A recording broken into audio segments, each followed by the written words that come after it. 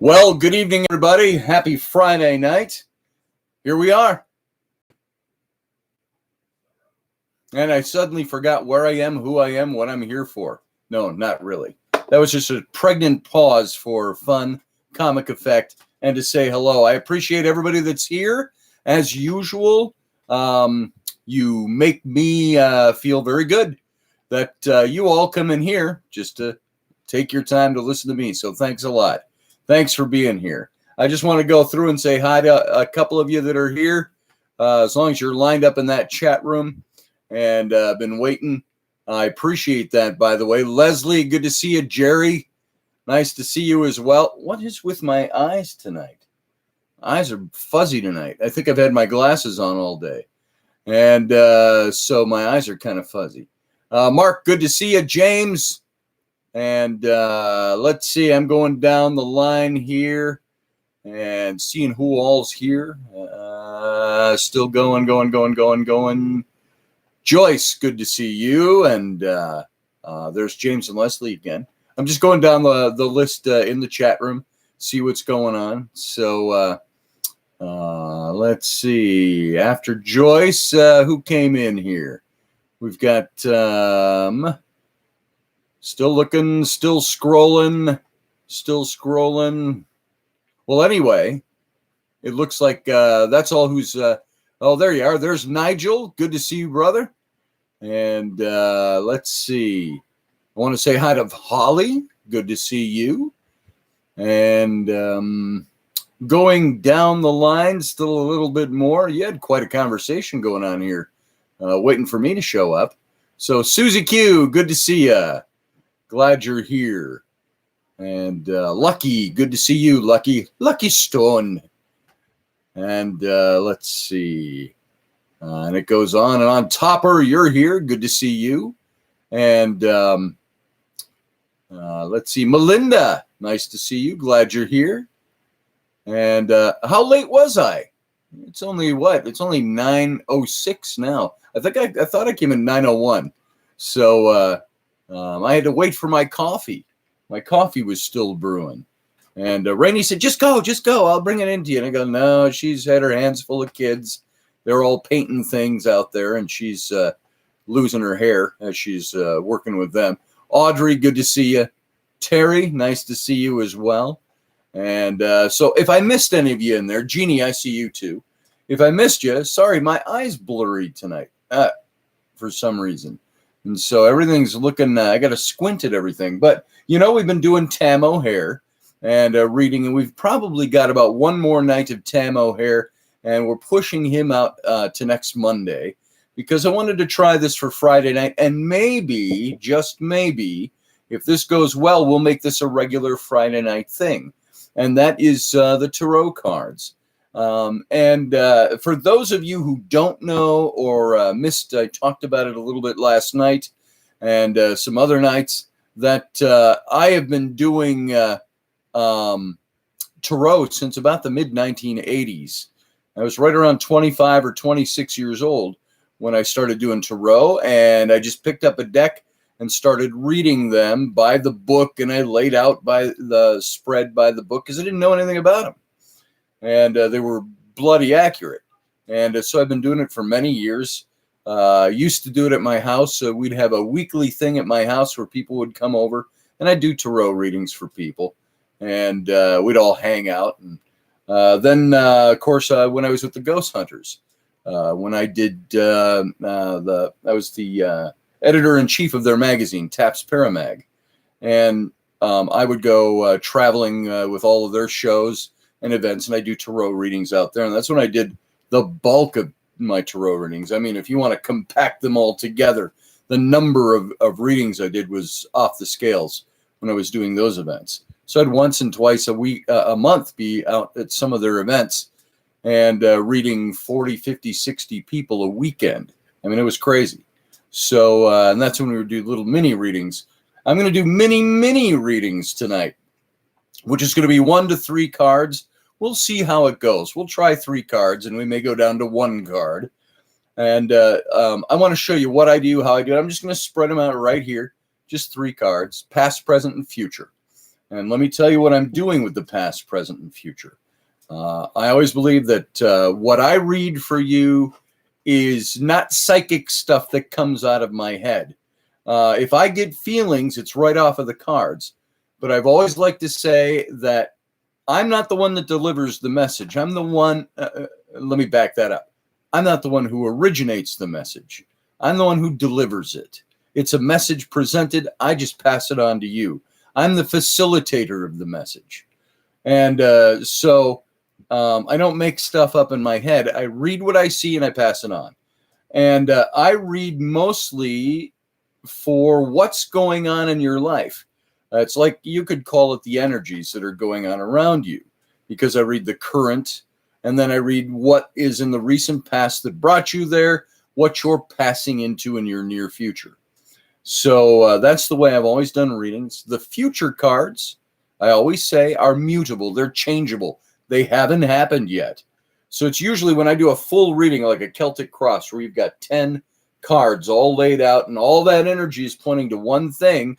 That outcome card says, if you listen to the advice, if you do or don't do, that's going to bring the outcome that you're going to see. You can negate that by ignoring the advice, or negate it by just not doing what you're supposed to do as a result. So that's where it comes in. There it is, Audrey. Audrey says tarot. Cannoli says tarot. So there you are.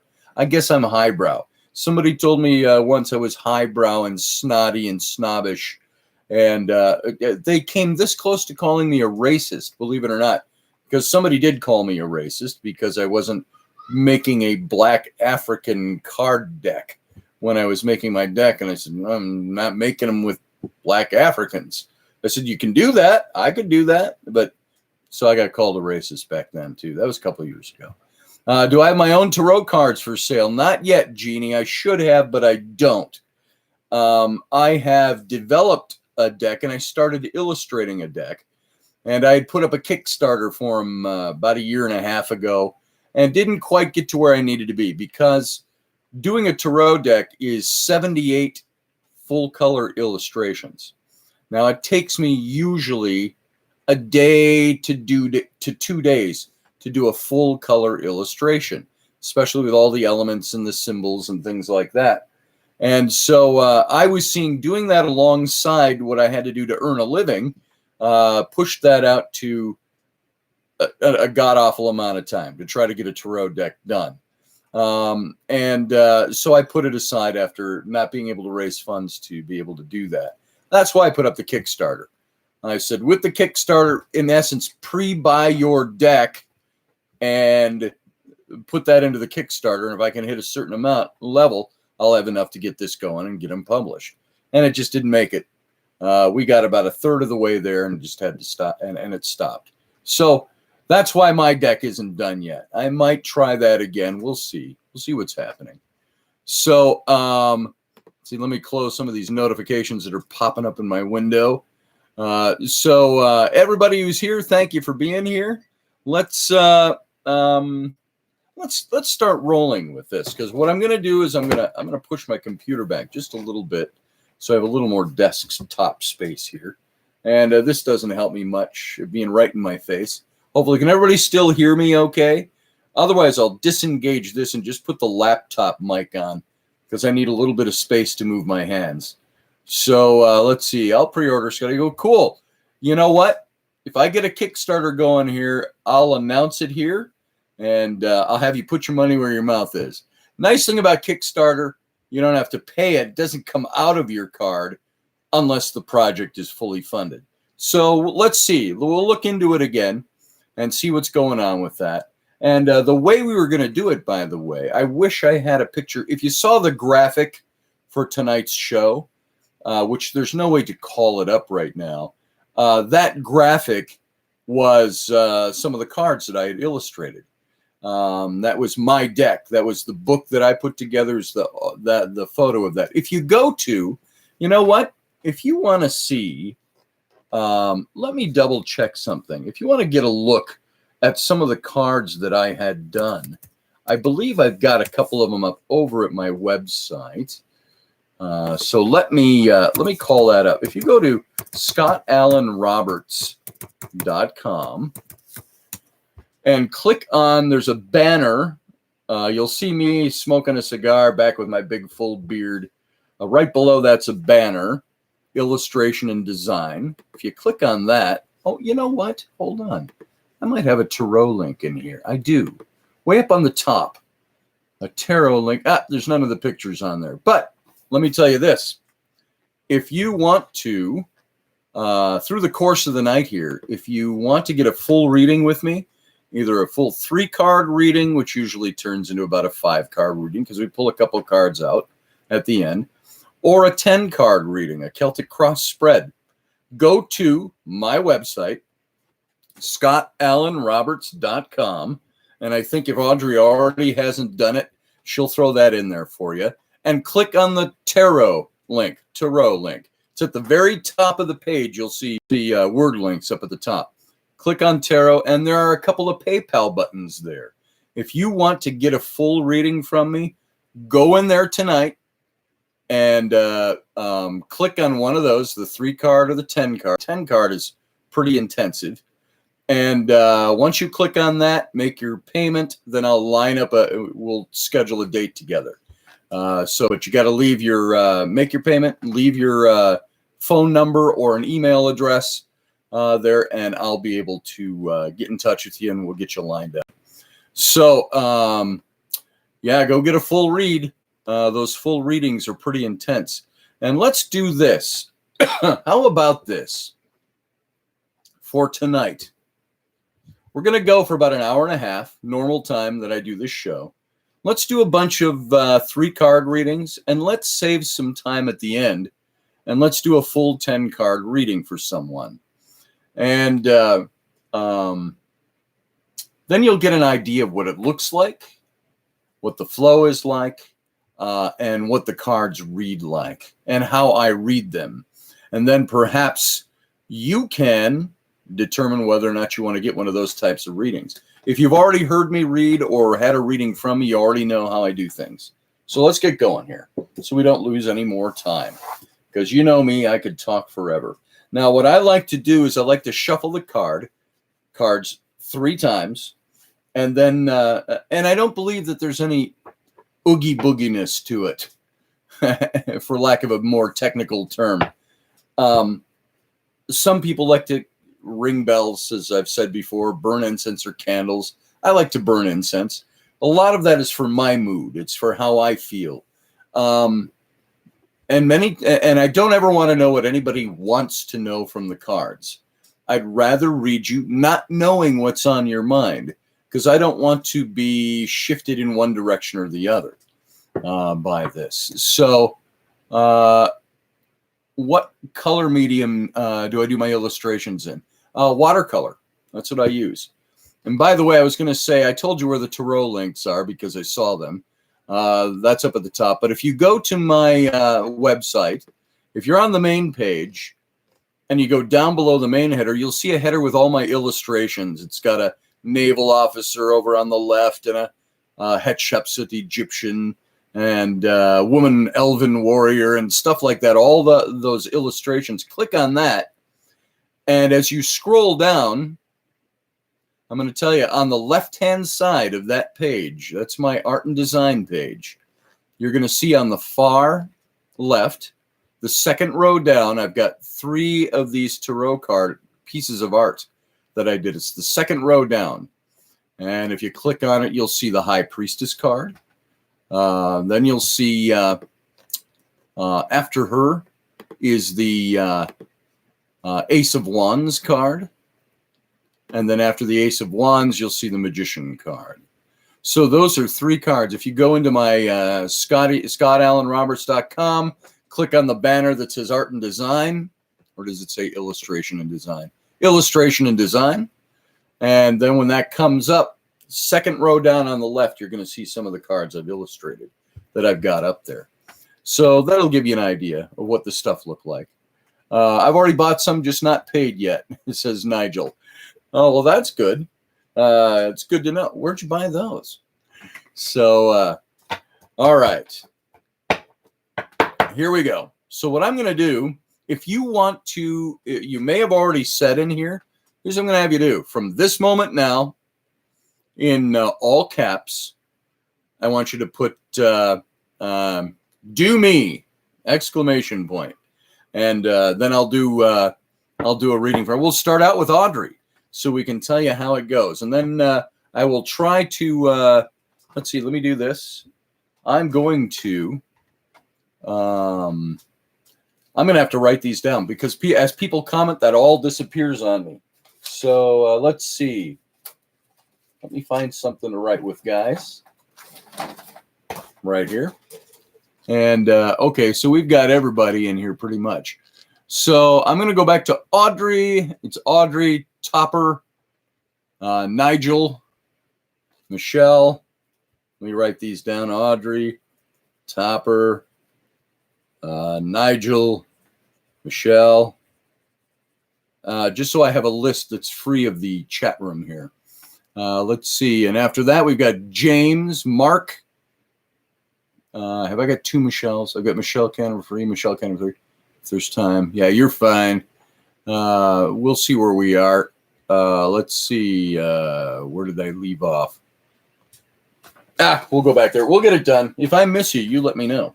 So we'll get as many of these in as we can in an hour and a half and see where we're at. The 78. Oh, is that where it is? That's the Tarot page, that Facebook page where you can see a lot of the illustrations. Oh, Rainey has reminded me. If you go to Facebook and you look for, is it a page or a group? It's the group, and I think there's a page too, the 78 Tarot. If you look up, let me do it right here now, folks, just to make sure. The 78 Tarot. Let's see. Yep, right there. If you type in your search on Facebook, the 78 Tarot, you're going to find our page. It's got some of the illustrations on it. I don't know what that is. That was probably a mess up on my part. I'll delete it. Oh, okay. So there you go. Yeah, you can go there. There's not much there yet because we didn't do much with that page. But you'll see some of the illustrations there. The High Priestess isn't even on there. Funny. She's the... Yeah, I don't even see the High Priestess card on there. So, but that's our... go ahead and join that page, by the way. Go ahead and like that page, and you'll get some updates on it as we go along. All right. Here we go. I'm going to start with Audrey. So let's shuffle up. And I shuffle 3 times in between. And the only reason I do that, there might be something to the power of 3. This is for Audrey. But for me, it rearranges the cards. And it's not that. If there's something in charge of this, spirit energy, God, whoever it is that guides the flow of the cards, they've got a message that they deliver. I'm just putting it out there for you. Now, if you were here with me, Audrey, I'd have you cut the cards. So I'm going to cut those for you on your behalf. And now we're ready to go with Audrey. Now I'll show you the cards and what positions. First card is going to be the card of your current. And that is the Lovers. Now look at that one. That's Audrey. That's your current card. Your near past is the 10 of Swords. This is the energy that's brought you into your current. And the outcome is the Wheel of Fortune. Now, your first card was the Lovers. Now, I want to tell you about this a little bit because the Lovers isn't what it seems to be right on the surface all the time. A lot of these cards aren't what you think they might be on the surface. It's taken on this romantic revision of sorts over time, the Lovers card, but it's actually showing you challenges. It's something that you're at a crossroads in your current, and you can't really go both directions. You can only choose one of the directions.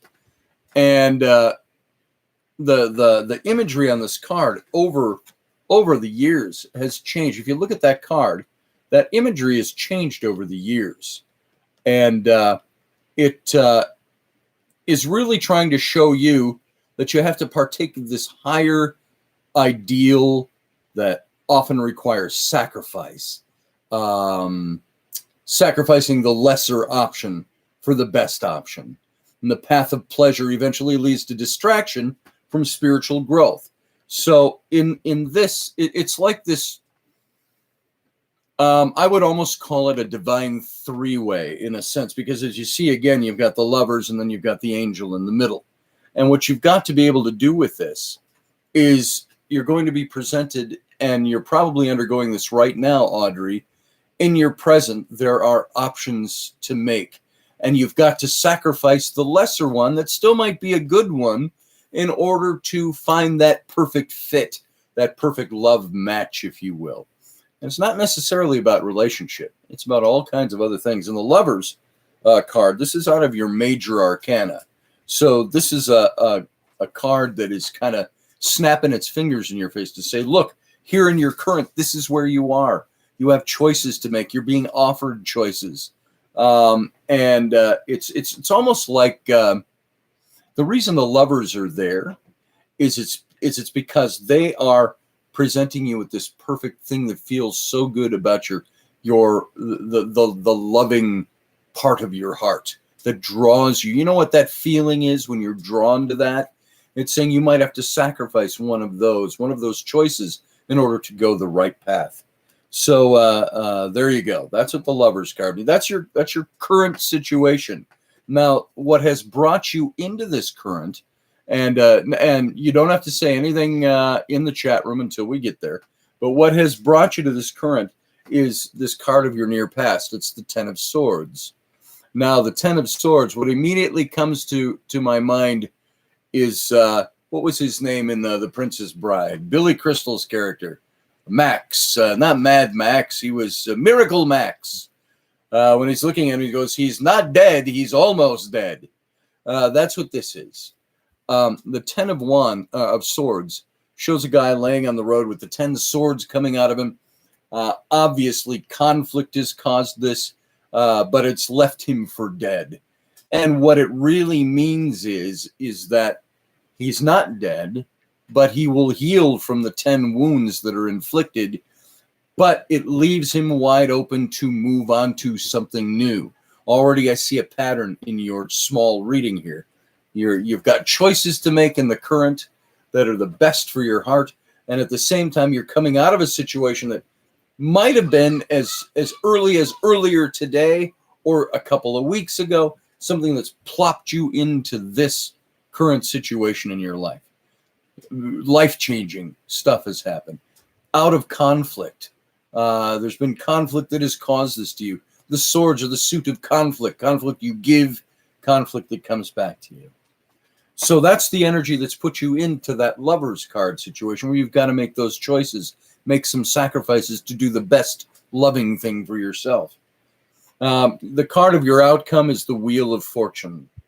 Now, this is in your major arcana. And I want to say, which I've just dropped. Hang on.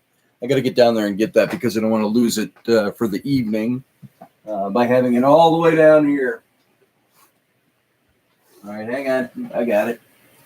All right. So the Wheel of Fortune card is a card that says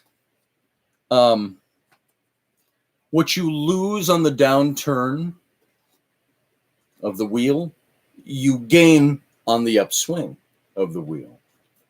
It says it's kind of like the world's your oyster. It's kind of like you're going through a phase. The wheel is turning, and as it's turning, it's kind of like the things that have happened that have brought you here are changing, and it's bringing in the new energy. And so you are going into a time in your near future where you're going to see a huge turnover in your life. Now, let me qualify that. When I say a huge turnover in your life, we just did a 3-card spread. These spreads, even the big 10-card Celtic cross spreads, they can mean something major is happening in your life. Or they can simply mean there's some little thing that you're going through right now in the temporal that has nothing to do with a huge other major things in your life, but that's being changed too. So Every card you've got here is one of saying you have choice because you're coming out of something ending. You're going into a phase, could be starting right now. The near future is here and forward. So you're moving forward into something where the energy's completely cycling. And so you're going to see a total change in what's going on. All right. Now, that is Audrey's. Now, I started writing down names because, as I suspected, the chat room has gone up. And so that list of everybody saying, do me, is if you remember your place in line 2 and just shoot me a message. I've got Topper next. All right, Topper, let's go through this for you. I like to replace the cards I've read on the bottom of the deck and reshuffle every time I do a reading. So let's see. I just want to see if there's anything in your Audrey. Any of that make any sense for your situation? I didn't see if you already said that, but if that makes sense for you, let me know. If it's just way off and you don't get it, doesn't make any sense, let me know that too. So, Johan, good to see you. And Vipin Gautam, what's my tarot? I don't know if I've met you before. I don't think I recognize your name. Holly, I don't know if you were here earlier either. So, I've got kind of a list going of everybody. So let's see how this all goes. Too much sense, says Audrey. I hope it wasn't too general for those who don't know much about the tarot or are skeptical of it. You go, that's so general. I am going to tell you something. The tarot cards are general. They're vague. It's when you lay them out in a spread that they start creating messages in a flow that means something. If you notice, every one of Audrey's cards had something to do with something changing, had to do with cycling over, had to do with going from something perhaps bad into something good with the swords, making choices, and then the near future is everything's going to cycle over. What you lose, you gain. So let's do this. Topper, you're next. So I'm going to cut the cards on your behalf for you, and let's pull off your 3 cards here. Topper, your card of your current situation is the Chariot. This is from the Major Arcana. The card for your near past is the Emperor. And the card for your near future is the Star. Now, I want to tell you something. You've gotten, when you do a 10-card spread and you get 3 or more cards from the Major Arcana, it means something. Or 3 or more cards from a particular suit of the tarot, it means that you're going to be following the energies that are indicative of that particular suit. Now, here you've got 3 cards from the Major Arcana. And I'm hailing back on old language I used a lot when I was doing tarot readings every day. And that is when you get 3 cards from the Major Arcana, it's almost like God snapping his finger in your face, or the universe shaking you by the lapels and saying, this is important. Listen deeply. Don't ignore what you're going to hear. The Chariot. The Chariot is, I used to like to just call this the Chariot Driver, because the card is really about the Chariot Driver. It's from the Major Arcana. It's the ideal message, and I'm going to give you kind of short messages on here so we don't run out of time early. The Chariot means that you're leading the pack with the chariot. You're the one in charge. You're driving the horses. You're driving the team, so to speak. And you know that old phrase that says you can lead a horse to water, but you can't make it drink. The Chariot card is one that says you can lead the horses to water, you can make them drink, and you will make them believe it was their idea to be driven to the water to have a drink. Because you're the one who is in charge. You're the one at the reins. You're the one who makes things happen. So in your current, it's saying you're the chariot driver. You're the one who has the ability to lead people to where you want them to go, Topper. And you are the one that has to develop this keener sense than ever before in your current, whatever it is, of the ability to negotiate, the ability to what's the word I'm looking for? Not negotiate. It's diplomacy. You have to have the spirit of diplomacy kicked in because you're going to need it. So the things that are going on around you is placing you in a position where you are the leader. You are leading the crowd.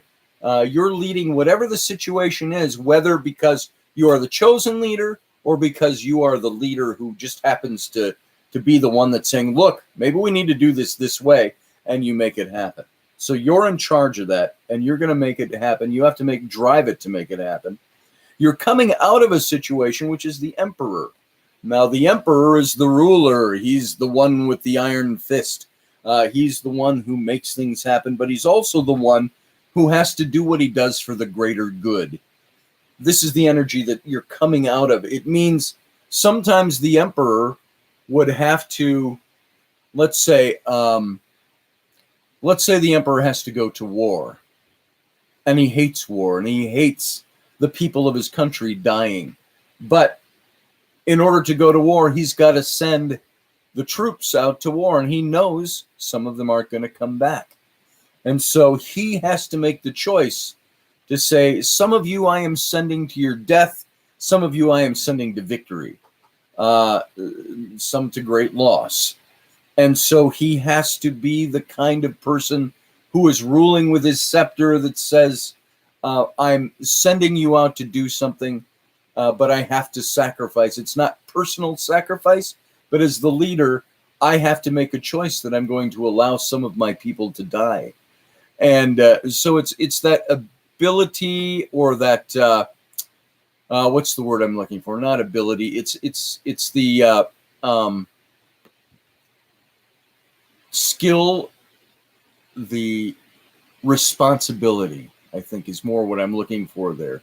It's the responsibility to know that you have to send somebody somewhere, that you have to be more enlightened, that you have to, in practical terms, be the highest of leaders in your situation. You're the true head of state, so to speak, in a metaphoric sense. You have this exemplary power to make things happen. And so that you have to reinforce your sense of sovereignty. You know what I mean by that? That's all within yourself. And despite any self-limiting beliefs, you have to be the one who bites the bullet on that and says, I can't let my own self-limiting abilities govern me. So that's what the emperor is. But that's the energy that's been your recent past up to this moment, which has dumped you into the chariot. You've got to be the leader now who leads people and is diplomatic enough to make them do what you want them to do.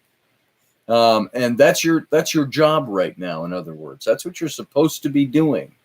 And so that all leads you to the energy of the star. And the star is that I wish I didn't have to have my mic right there. The star is that energy that's, if you look at this, it's the woman sitting there. There's water that's pouring out of a pitcher. That is emotion. Water always over here on the side always is an indicator of emotion. This is the reconnecting with your soul, with your divine, this whole transcending of personality, family, community, reputation. It has to do with you experiencing the freedom to be yourself and to do what you need to do. And that the stars of the heavens are shining on you is the idea. Your personality becomes stronger with an inner sense of purpose. This could be you guiding yourself to the decisions you have to make, or making the decisions you have to make as a leader. It's the celestial mandate, in other words. It refers back to our reason for being and our mission here. So all of that energy says to me that you are experiencing a time where you've had some great leadership. Leadership skills. You're going to be using the chariot. Diplomatic. You got to redevelop that diplomacy to make things work right. And it's leading you into this star, the star card, being the celestial mandate within yourself, that understanding your place in things and making that work even more. And it's a very good card, by the way. And so this is the divine saying to you, it's pointing you in that direction. I hope any of that makes sense to you. So there you go. Let's see. Well, I'm going to look. Who have I got next? I've got Nigel next on my list. So Nigel, let's do this. Let's see. He said, my wife's an angel. I said, you're lucky mine's still alive. There you go, I think. Let's shuffle for you, Nigel. All right. Then I'm going to have to check back with my list here pretty soon. I've got 2 more written down, but I'll have to check back at the order I had things going so I don't miss anybody. Let's see. We've got a good hour and 10 minutes left to go here before the end of the night. So shuffling for Nigel right now, all the way over there in England. By the way, I appreciate your being here at, what is it, 4 in the morning over there? 3 in the morning? Where you are? In Great Britain? All right, now, Nigel, I'm going to cut these cards for you. Oh, Nigel, why did I think that you were in Great Britain? For some reason. My bad. China, all right. So you're ahead of us. It's like maybe it's 4 in the morning there, the other way around. All right, Nigel, I'm going to draw you 3 cards. Your first card is the 6 of Swords. This is your current situation. Now, swords, by the way, it's a good point to bring this up. Swords is the suit of conflict. It's conflict we give, conflict we get.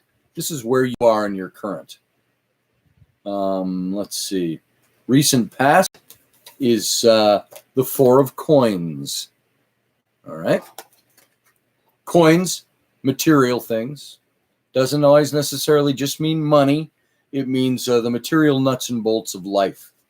That's what that's all about. And then you're moving into the Sun, which is a major arcana. Now, this card, 6 of Swords, this is your current situation.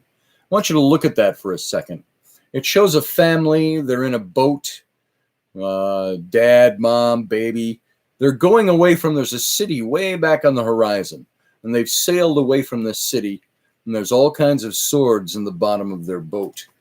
This is a card that speaks directly to conflict that has you moving away from something that has grown intolerable. This card means I've turned my back on what was, and I've launched out on the water. The water again represents emotion in the tarot, and I've launched out in this boat, and I'm heading away from. It doesn't show the front. If you notice, you don't even see the front of the boat in the card. The reason for that is the idea symbolically is you may not even know which direction you're going, except for one direction. You're going away from the thing back there. So the card of your current says you are either in the midst of making decisions to make changes or making changes, but the changes are something where you might not even know exactly where you're heading, but you know you've got to make a change because to stay there is no longer good for you, is no longer good for your family, is no longer good for your children if you've got them, family if you've got them. It just means kith and kin, everything that is you is being moved away from that thing because it's no longer something you can be part of. I don't know how that works out for you, and I don't want to know yet. You can share that later if you want, but this is your situation of moving away because you can't be there anymore. And if you haven't made the move yet, it's indicating it's in you, it's here, it's now. You're either thinking about this so hard that you're making it a reality, or you know it's got to be done. The 4 of Coins in your recent past just says you were in a position where money was okay, finances were good, or material things were okay. But at the same time, you had enough to put it out on the table, so to speak. And this putting it out on the table was something that, how would you say this? It's something where you could have it and you could give it, you could share it. It's wealth potential. It's something that you could make grow by putting it out there on the table. It's something you need to move slowly and deliberately to make those things grow. And it's all toward material well-being. It's a card that's very low. It's number 4 out of 10 in the coins or the pentacles, if you will, the material things aspect of the cards. And there's this pressure on it of big decisions, big responsibilities toward dependents or employers, tougher decisions if things are more insecure than you want them to be. So you got enough to put it out on the table, to maybe even share a little bit, but there are big decisions wrapped up in the whole idea of your material well-being right now. That's what I'm seeing in that card. That's the energy that's put you into things back there are intolerable. I can't stay there. But the outcome of all this is the sun. If you see this, the sun is a message. You see it's bright and sunshiny. It's got the big white steed. It's got the sun shining. It's bright. The baby face smiling. The sunflowers and all of that. The whole idea with this card is that you're moving into energy that is saying, make hay while the sun shines. Remember we had the wheel with Audrey. Life is cyclical. Things turn. This is the sun. The sun rises, but it also sets. So there's a limited amount of time to make whatever decision it is, to move away from the thing, to make the stuff better with the coins, to improve. There's a limited amount of time for you to do this. And so it says, make hay while the sun is rising, because you've got a finite number of hours or amount of time to move into something that is so much better for you. But when the sun is up and shining and it's bright and clear, it says you can see for miles. So clarity and vision in your near future is at the top of the heap. It's something that is going to be working for you, because you'll be able to see with all kinds of vision and clarity. Not having visions necessarily, but your vision is pure. So you're moving into a time where you can see things more clearly, where happiness is surrounding you. It's like this love card, love and joy and happiness and all those oogly googly feeling things. And you're on the white steed and you're moving into something that is something that will need to be done, and decisions will need to be made while you've got the time to make them and the atmosphere to make them in. So it's a good time you're going into. So hopefully that makes sense to you. You're leaving what's bad for you. There was some good finances there, but they weren't quite what you needed it to be. Still decisions to be made, and all that energy is moving you into something else. All right, let's, and I can't get much more detailed here for the time, but you get the idea what's going on there. Topper. And we're going to move on to the next person I have on my list. After these first 5, I'll take a little tiny break to do a little talking, recap, and go get the next 5 that were on the list. Well, it's actually 4. I've got Michelle on here, and I think we've only got one Michelle in here. Michelle with 1 L is the way it's spelled. You're welcome, Nigel. Thank you. And there's Rocky. Good to see you, brother. It's the first I've seen you, I think, in here tonight. I need a sip of coffee. If you remember, by the way, folks, where you were in the lineup earlier, it'll help me have to not go scrolling back, but it's not that big a deal. If you remember, just let me know when we're done with Michelle. All right. Michelle, I am going to shuffle on your behalf. This is for Michelle. Now, by the way, when you see the way I talk my way through the cards, because if I have any kind of intuitional energy at all, psychic energy at all, it comes through seeing what the messages are and just talking my way through it. And it sometimes just comes up. and it's there and you can't avoid it. So here we go. I'm going to cut the cards on your behalf. And Michelle, your first card, the card of where you are right now, is the 9 of Coins, which I'll tell you right off the top, it's a pretty darn good card for material things. Card of your past, kind of a sad card. It's the 3 of Swords. And the card of your near future, the energy that you are passing into, is the 8 of Wands, which is a very positive card. All right. Now, this 9 of Coins card, again, take a peek at this. This is, I'm going to hold this up so you can see it. Now, you see, there's a woman dressed in her finery. She is sitting in what looks like kind of this gorgeous garden out behind her. She has the falcons sitting on her arms. On her arm, I'm sorry. The music is shown by the violin, just more really standing for just the finer things in life. So that this is what this is all about. It's kind of the finer things. You're a fortunate individual who has maybe turned something that may have been bad into something very, very good.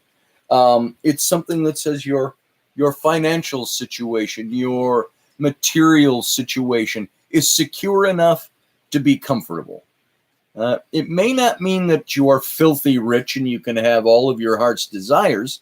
It just means that you're somebody who is supported by the work you do, supported by your own business, supported by inheritance, supported by property, supported by things that you own and things that you've done to get there. And this is at the tail end of the success is what this is. It's a card that's cautioning you not to be too fooled by it, because at the apparent sense of ease that this card is setting up for you, the person is at the tail end of a long, stressful period. I want you to see, it's very hard to see this on here. But if you look at this painting was chosen for this reason. Look at the face there. And there's the circles under the eyes and things like that. And the idea with this card was it was meant to display that the person who is being shown here has gone through great stress to get here, or great stress while they were getting here. But you're doing okay is the idea. That's your current. That's where you are in the here and the now, this moment. The energy that brought you here, your recent past, is the 3 of Swords. Now, I want you to see this. It's a woman dressed in black. She's got the 3 swords. Now, remember, swords are the suit of conflict. It's conflict you give, conflict that's been brought to you. This card, the 3 of Swords, ultimately is always meant, it represents tragedy. It represents the breaking of a heart. In many decks, you'll see, like the Rider-Waite will show a big heart with the 3 swords riven through the heart. It's the card of the broken heart. It's the card of having lost something of great value. And it's usually in love or in loss of life. Somebody that's close to you. When I see these 2 cards together, now I don't know this about you, and I might be way off. I'm just saying one of the things I see, when I see these 2 cards together, it almost says to me, loss of a loved one that has brought inheritance. Now, I don't know that, being a case in your life. That's what it looks like. And if it's not that, it's those feelings that go along with that, that something has broken you in the past. But the beauty of seeing that card in the spread is that the breaking is temporal. It's not permanent. It's something that says this too will pass. You're going through great pain. You're going through the brokenness of loss of some kind, a relationship, a spouse, a family member, somebody that really meant matters of the heart to you, and it's broken. But the card is indicating that once you see the card in a spread, You're already seeing the light at the end of the tunnel, meaning this is not the rest of your life. This is now. This is current. This is where you are. And that energy has put you in a place where, surprisingly, why I said what I said when I see these two cards together, that sadness, that brokenness has put you in a place in the current where your current situation is being governed by stability, material stability, comfort of ease in life that has come through going through a great stressful period to get you there. That's why I say maybe inheritance, maybe something like that. And then the final card, and I'd be interested to know what this is when I'm done with this. The final card is the Eight of Wands. The Wands is the suit of your emotional makeup, the things that make you go. Not your passions, not romance, not love issues, although it can involve love when it's emotions. It's a card that basically says you've got the woman sitting there, she's looking, and the eight staffs, the wands are going up into the air at a diagonal motion. It's simply a card that means upward mobility. You're moving in an upwardly mobile fashion. So you are passing from this past energy I've just spoken of into an energy that says you are moving in an upward fashion. That energy is, the normal outcome is for it to go up and to take you with it. So you are going to experience this moving into something better. It could be your business. It could be your job. It could be your life. It could be your family. These things that are starting to get better now. It's getting better. It's moving you in a better position. And the red, always in this deck, with the wands is associated the red, the color red somewhere in the card. It's usually on a garment. The red it is a symbol of exuberance, excitement, youthful vigor, all those things that drive you.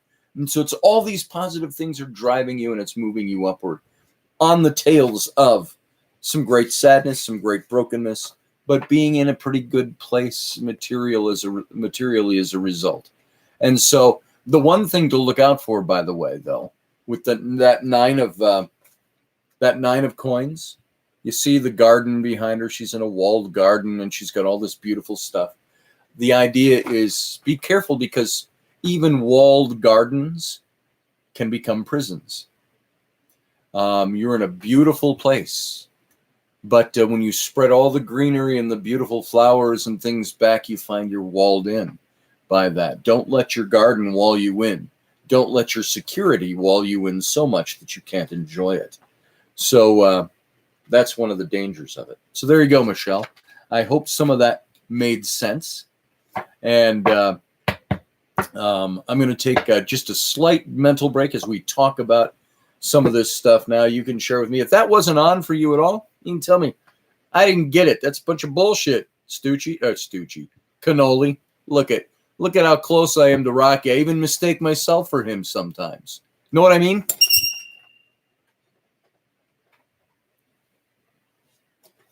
But it's not much.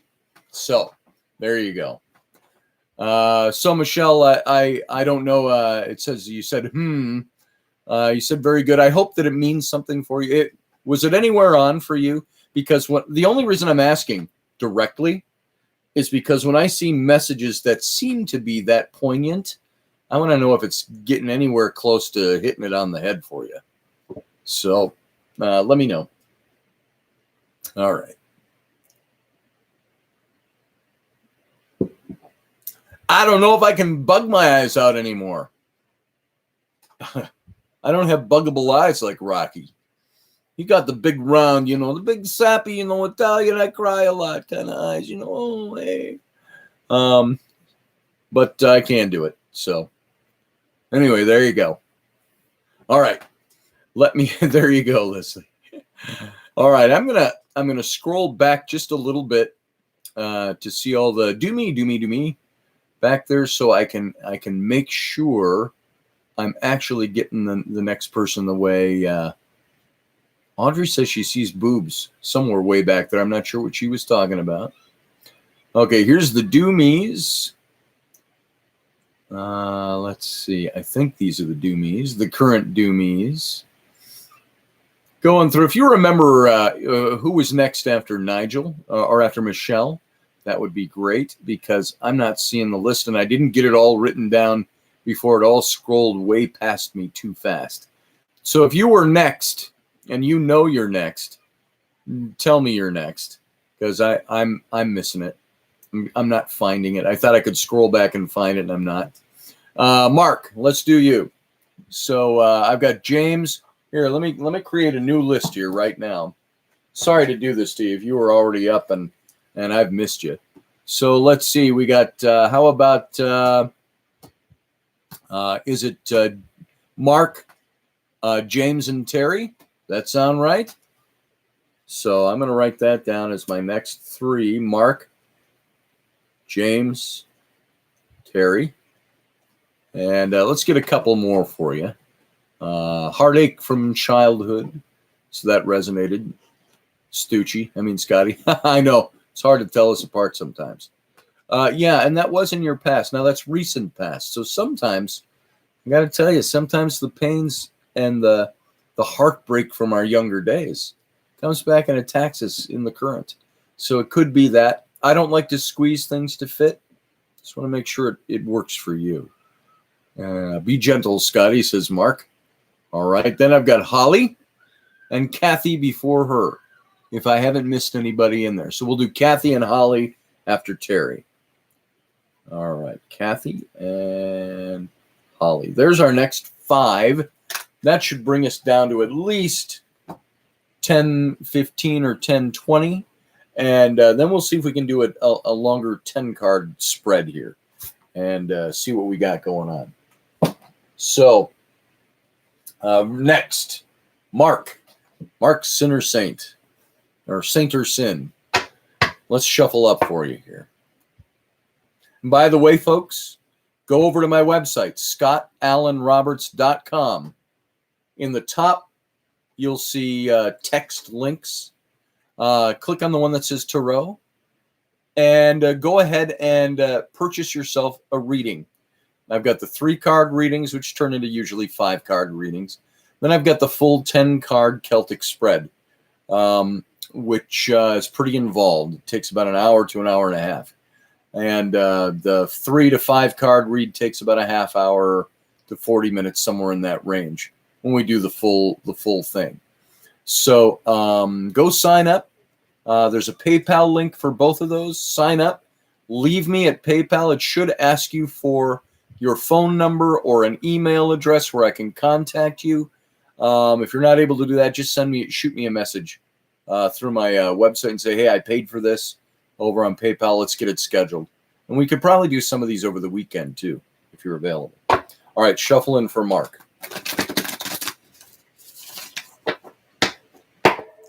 All right, Mark, there's once. Let's go twice. And let's go 3 times. And if you were here, Mark, I would have you cut this deck. So I'm going to cut it for you right here. And let's draw your first card. This is the card of your current situation. We've already seen this tonight. The sun. Warm, loving. Make hay while the sun shines. Because things are very positive, but for a short time, because the sun is secular. It cycles. You're going to, in your current situation, I can say this now, you're experiencing what could feel like a lot of warmth, a lot of love, a lot of neat things going on, a lot of perhaps opportunity. The sun also means opportunity. It's a new day. It's a bright new day you can see forever. Your path is lit. There's nothing hiding things from you right now. But that could go away as long as it takes the sun to cycle around and set. Then you're in the dark again. So make hay while the sun shines. That's the main message. That's your current. That's where you are. Now remember, this might not be your whole life. This might be about something in your life. Or it might be your whole life. We don't know yet. But what it's telling you is that your current energy is this. You should be feeling this without me trying to convince you to feel it. That should be something you already know. Well, there's something good. It's like I think of the song from West Side Story, of all things, which, by the way, if any of you loved that movie, Spielberg is remaking it right now. But it's that song where Tony in the movie, could be, who knows, it's only just out of reach, down the block on a beach under a tree. There's something, and the song was something good is coming to me. I got this feeling something good is coming. And so that's the idea. Now, the card of your recent past is the Nine of Cups. All right? Cups being the suit of your passions, relationships, love, interest, things like that. Then you've got the Ace of Wands as your card of your future. Now, I've talked about where you are now with the Sun card. Your current situation is one of with the sun shining on you, having all this opportunity, having the sunshine light your way, lots of opportunity. But this card, this is the card of your recent past right now. This is the energy that has brought you here to where you are. And if you look at this guy, the cups represent what's the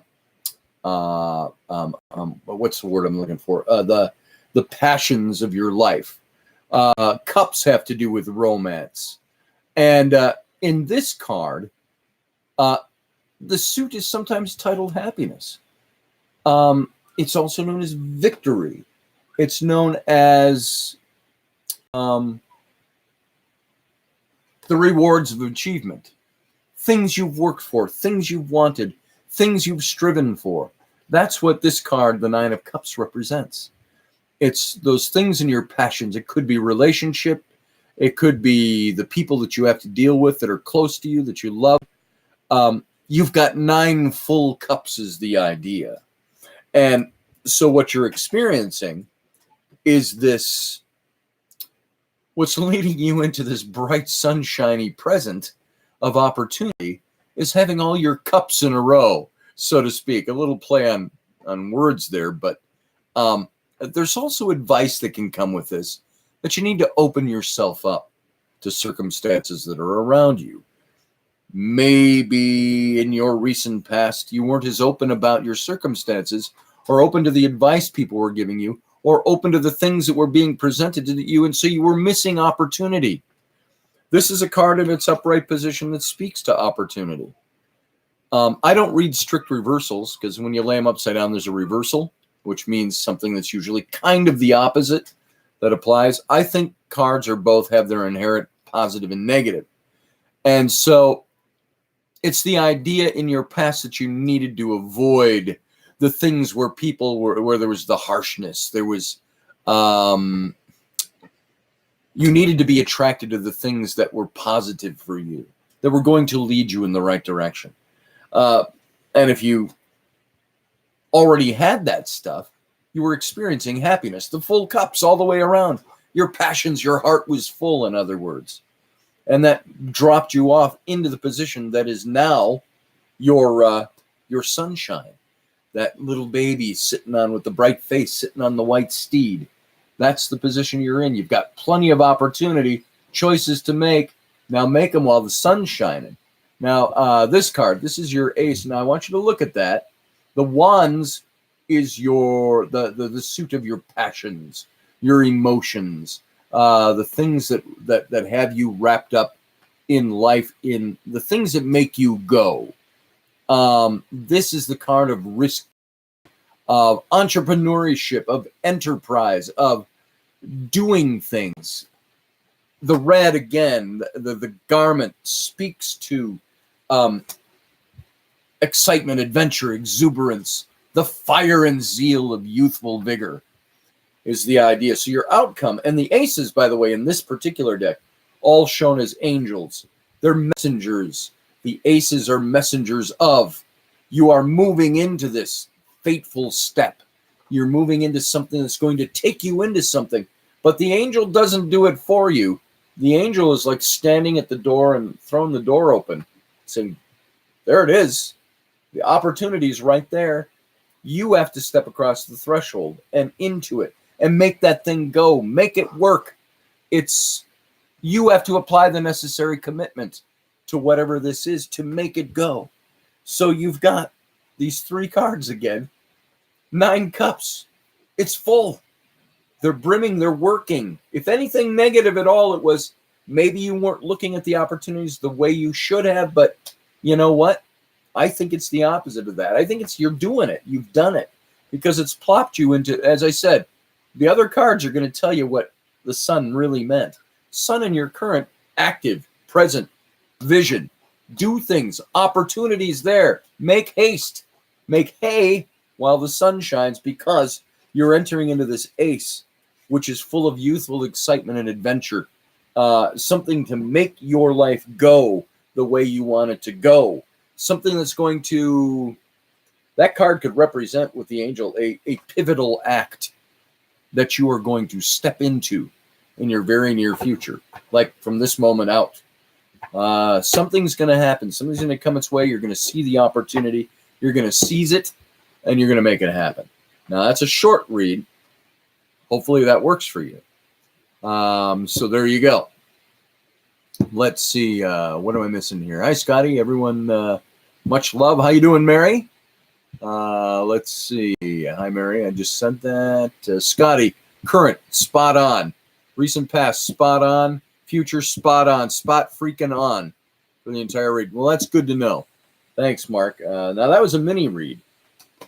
So imagine if we did a 10-card spread for you along the way somewhere. You're going to get the idea. So after Mark now, we've got James Sheets. Where are you, brother James? Let me start. I talk to James off and on fairly regularly. He makes a lot of comments, send me some emails and stuff. I appreciate your presence here, James, very much so. So let's see if we can get you in here, Mary, in the next set. I've got 1, 2, 3, 4 more right now, and then we'll choose the next few. And then we're probably going to be close to out of time. So let me shuffle up for James. There you are, James. Shuffling on your behalf 3 times. Now you can see when you start doing readings, time just goes by, like unbelievably. We'll try to fit in as many as we can. We don't have situation room tonight, so I might be able to go a little longer than normal. Fit some more in. All right. Now, if you were here, I'd have you cut it. So I'm going to cut this deck on your behalf. And our first card is your current situation is the Fool. Don't lose heart. That doesn't mean you're being a fool. There's something to this, and we'll read that in a second. It's actually not a bad card. The card of your past is the High Priestess. And the card of your near future is Strength. And by the way, doesn't take much interpretation on this card. This is your outcome, strength. The card means what it says. It's all about strength and having strength. So, and it's not reversed, so it's not a strict, oh, you need to find strength. It's the card that says you're passing into a time of strength. How's that? Reading the future before we've gotten anything else. Now, the Fool card. The Fool card is a card of opportunity. It's a card of movement. It's a card that says you're moving in a direction. If you see, I want you to see something on here. If you take a look at some of the symbolism that's on the card. He's playing the flute. And so in the old decks, it would show the guy playing the flute, and he's walking toward the edge of the cliff, and he's ready to take a step right off the edge of the cliff, and it's the dog who stops him by barking or is trying to alert him to this. This is a card of somebody that's driven by their base needs, their urges. You may have fallen into poverty or deprivation or despair, but it's made out to be like the jester or the carnival clown or character that's walking ahead. He's trying to do his thing. It's an innocent soul before the fall, so to speak.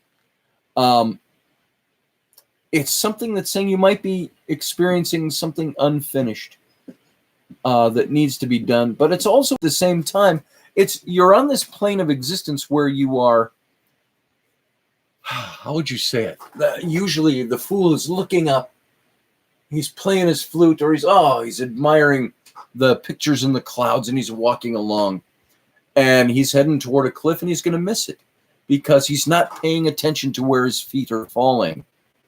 So the caution with the Fool card is to say in your very current situation, you are walking along a path where you might not be paying attention to where your feet are going. That's going to be metaphoric, of course. Where are you going, James, is what the major, and these are all three from the major arcana. So this is like the divine. Once again, like the clapper, it's like, James, turn on, wake up. Listen to this because it's important. Saying as you're moving along, make sure that you are not taking your eyes off the road so much that you're missing where you're going. It's a positive card in the sense that what it is doing, it is giving you what some people might go, oh, I don't want a card like that that's telling me I'm facing pitfalls and so on. But wouldn't you rather know as you're moving along in something whether or not you're stepping into a pit in your next step? The beauty of this card is the dog is there to alert you and tell you, hey, eyes on the road. If you don't pay attention, James, to what's going on in your life right now and in your current right now, your next step might be tumbling over the edge of a cliff. And then you got a bigger problem than you started with. It's not talking about impoverishment. It's more stuff of the heart, stuff of the soul. It's stuff that could lead you to places you don't want to be if you don't pay attention. So this is a card that says, in your current situation, open your eyes, pay attention, watch where your feet are falling, because if you don't do that, you're going to end up in a place you don't want to be. And that card we already saw, of the simple card of strength, which is your outcome, says you can make that happen or you can negate it, depending on how you listen to the advice of the cards that are before it. This card of the Fool is a card that's saying, open your eyes, watch for the pitfalls, keep your eyes on the road, watch where you're going, or you're not going to get to strength. You're going to be in a position of weakness. So this is saying your outcome is strength. So if you want to make it to strength and have strength, that is all predicated on whether or not you watch what's going on around you and you take the proper precautions in life. You listen to the cues. And you're coming out of a situation, the High Priestess card. Again, this was in your past. This is the energy that has put you where you are right now. This is a card that speaks to, it's the epitome of, I want to say it's the feminine divine. And I am one of those who my personal belief system is going to govern this a little bit. I'm not a believer at all that men in their tenderness, as we've talked about before, exhibit femininity. That's not, men don't have feminine sides.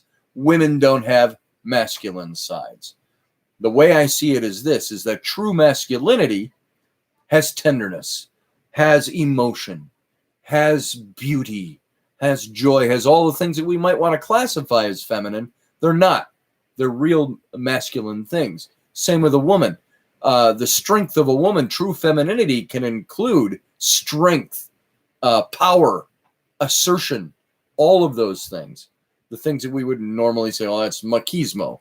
No, I think that we are gendered by nature, by not biology, physiology.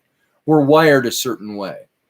So the High Priestess, I only bring that up because it's the epitome of the feminine energy. And it's that feminine energy that gives the woman the power to be the high priest. So while you are not a woman, it's saying that you are, in your past, have exhibited a little bit of the power that is given to the ultimate feminine, the ultimate intuition of the feminine. And more than that, what's the power they're given? The power they're given is to reveal secrets, to reveal the hidden things, the mysterious things of life. That's that power of the High Priestess. And so many times, the High Priestess signifies something in your recent past, in this position, in recent past, something's been uncovered. Secrets have been revealed. Either secret things of your nature that you have come in tune with that have been revealed. And it's like the aha, the epiphanous moment of life, where the blinders are taken off and you're seeing things clearly through intuition. Sometimes, in its very negative sense, the High Priestess card can stand for adultery, unfaithfulness, being cheated on, those types of things, because they're in that category of the negative things being uncovered, the secrets being opened up to you. So that's in its very negative sense. It can sometimes mean those things. But this is something you would know because it would have already happened. It's in your recent past. So whatever is going on in your life that has had you opening up your intuition, seeing things, understanding things, has put you in that position of the fool where you're almost like, oh my God, I see this. And you wander, and you're going to wander off a cliff with it if you don't watch the pitfalls that come by not paying attention, by being soaked up in the energy. Even the wise can be run over by a bus. So it's saying be careful. But you're being driven into strength as a result. So just think about those things. Hope that makes sense to you specifically, James. And we'll move on from there. Yep, he says. Yep, in big capital letters. All right. Let's see. Terry, let's do you right now. I'm going to shuffle for you. And 3 times. And all this does, I could be hoity-toity and say it clears the energy off the cards. It just rearranges the cards for you specifically. And that's why I do this. Whoever throws the cards down for us is the same person, entity, thing, being that is clearing the energy of the cards as well. So somebody's got a message. This is how they're delivering. It's a message delivered. I'm the messenger. So here we go. If you were here, I'd have you cut. So I'm cutting the deck on your behalf. And your first card in your current situation is the King of Swords. Swords being the suit of conflict. Conflict you give, conflict you get. We've seen this one before tonight. Your recent past, another sword. The 6 of Swords. This is your recent past. And your near future is the Ace of Wands. Or the Page of Wands, I'm sorry. All right. Now, let's get into... I'm going to read your past card first, only because it's simple. And we've had it before, and I can tell you more about this. Your current card. The 6 of Wands, if you look at this family now, it's a family in a boat. They're moving away from the things that are no longer tolerable for them. They've loaded up in a boat. You have no idea where they're going. But they're moving away from the thing that is bad for them. And they're moving into something that's better for them. And there's not even a choice about it. They just have to do it, is the idea. So that's your recent past. You've been in the middle of something or somewhere. It's a job. It's a relationship. It's a place in life. It's something that has left you knowing you've got to move on. You've got to move into something better because you can no longer stay where you were. That's your recent past. That's the energy that's bringing you into your current, which is the King of Swords. Now, I want you to take a look at this guy. The kings and the queens in a deck normally represent specific people that we know. The kings represent men, and the queens represent women. This is masculine energy. He's the adjudicator. He's the wise judge. He's the mediator. He helps parties in conflict. He's like the Solomon, the ancient lawgiver, the philosopher, all these things rolled in together. But emotional displays just aren't his thing. He's the King of Swords. He's tough. The swords indicate conflict. He could represent conflict for you, either conflict for you or somebody who is very hard with you, but it could be somebody that you know. This represents a husband, a father, an uncle, a boss, a grandfather. It's somebody along those lines, a male figure in your life that's going to really represent the kingly status in your life. Or or it is you exhibiting the qualities of this king. The king is within yourself. Like I've always said, a man can have qualities of one of the queen cards. A woman can have qualities of some of the king cards. The idea is that you represent this for yourself, which I don't know if that's what this is, but maybe we'll see by the time we reach the end of the reading. But this card is saying you have to deal with somebody within yourself or externally. You know, and he's even subtly detailed to be a woman that comes across in male armor. Is this guy? This might be you. It's kind of a Joan of Arc card in a way, even though it's a guy. So there's this respect that he has earned, he or she, that is worth listening to. If this is internal, you rely on that. If it's from the external, you rely on that. But the advice is going to be harsh. It's going to be hard. It's going to be somebody that says to you the things that need to be said. The business, this is all business. It's going to be cutting. No frills, ma'am. I'm not here to make you feel good. I'm here to give you good advice. That could be who that represents. Now, your final card, the energy you're going into, look at this guy. It's this pale-faced little page. Sorry to put it that way. He is the Page of Wands, and Wands is that suit of your emotions, not your passions. It's your emotions, like I had mentioned. It's sometimes he comes across as a princess in some of the decks.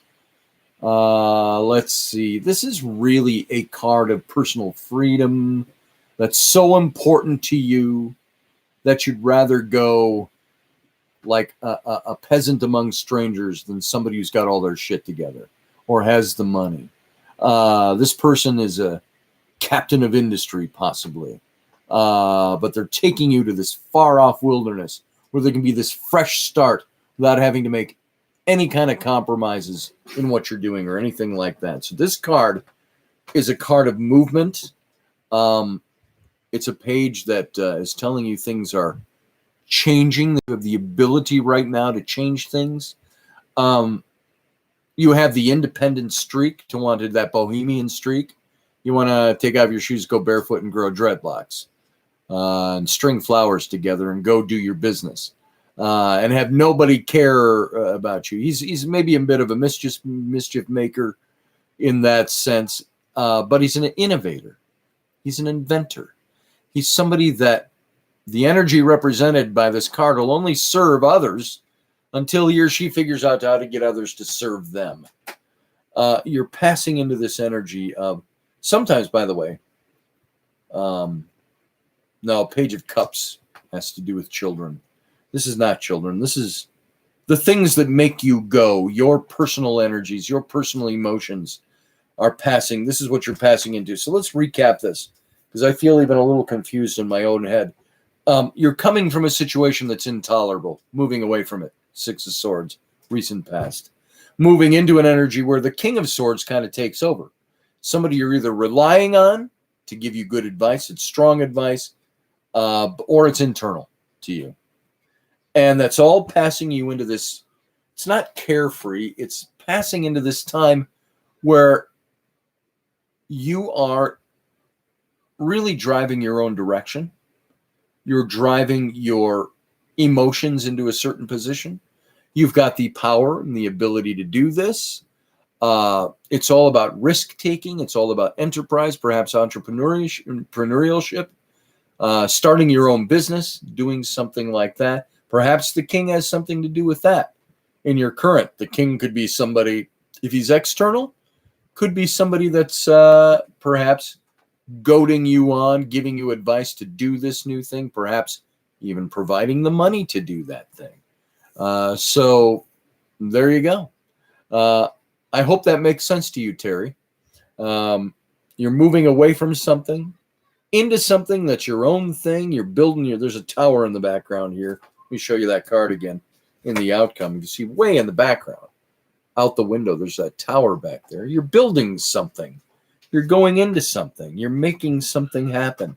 You're at the top of the deck, so to speak, before you get into the royalty cards. You're the page, the messenger, as it were, of the emotional makeup.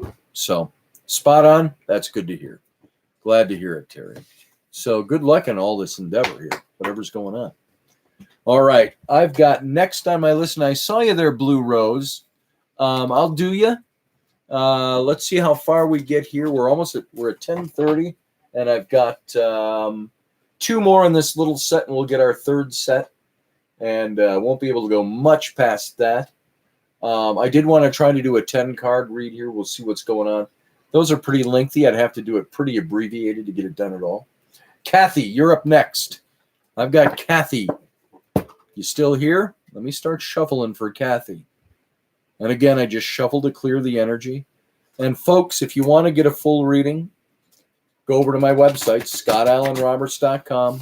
Click on the Tarot link at the top of the page. And there's a couple of PayPal buttons. Choose the kind of reading you want. Go ahead and pay for it. Once it's paid for, we'll get it scheduled. And we'll make it go. All right. Going here again for you, Kathy. Here we are. One more shuffle for Kathy. And then I would have you figuratively cut the deck. If you were here, I'd have you put your hand on the deck and cut it. You're not here, so I'm going to do it for you just like that. Your first card, the card of your current situation. The 5 of Wands. This is in your emotional makeup. You see there's a little kerfuffle going on back there. I'll tell you what that means in a second. Recent past, the Chariot. We've had this one. You're the one who has the ability to be diplomatic and make the chariot go. You drive the team to the water and make it think it's drinking on its own accord. You put that in there. You're the leader, the leader, the leader. Remember that. That's all you need to know. That's your recent past. Whatever the situation is, family or business, you're the leader. You're the person making things go. That's your past. That's bringing you into the current of this 5 of Wands. And I'll get that in a second. Then you got the 8 of Wands, which we've already had tonight too. So you've got 2 Wands and a major arcana. The 2 Wands are indicating these are things that have to do with your emotions. The 5 of Wands, there's a, if you look at this card again, there's this little kerfuffle going on back there. You see there's a fight going on, and the guy with the wands here, everybody's fighting. The idea is that you could be in your current experiencing gossip, experiencing people talking about you, people fighting you, people resisting you, conflict that's coming in at you, and you're staving it all off. But the whole idea, because it isn't swords, it's not the swords, it's not the real sharp conflict. It's almost like a play battle. It's like, what's the word I want to use with this? It's a mock battle, meaning it's real, but it's not full-fledged. It's on the emotional level. People are getting at you. People are goading you. People are creating problems. You're fighting it off, and you're doing okay. But this is a card that says, because it's not real battle yet, this is the chance where you start to get to see people showing their true colors. And you have the ability, what that chariot has done for you in your recent past. Remember I said the chariot is about diplomacy. It's about making the horse think it wants to be at the pond to drink. And so it takes it. This is all about forming diplomacy amongst the people that could be or would be, maybe be enemies that you're starting to see rise up against you. Conflict that's coming. You now have to be, instead of the rod that's sticking out of the ground when the strong winds come and it blows it and it's so rigid it snaps and breaks, you have to be like a reed in the wind is the analogy I remember that's coming to my mind now from when I used to read these cards in the past. Be a reed in the wind, because when the wind comes, the reed blows and it's flexible and it just pops back up when the wind's gone. And so if you're too rigid, you're going to snap off at the roots and you're done. So this is a card that says, don't be rigid, be flexible. Develop your flexibility. develop your, in whatever this current situation is, where you've had to be the leader, you're now in these mock conflicts that you've got to develop your skills of diplomacy to make it work for your best.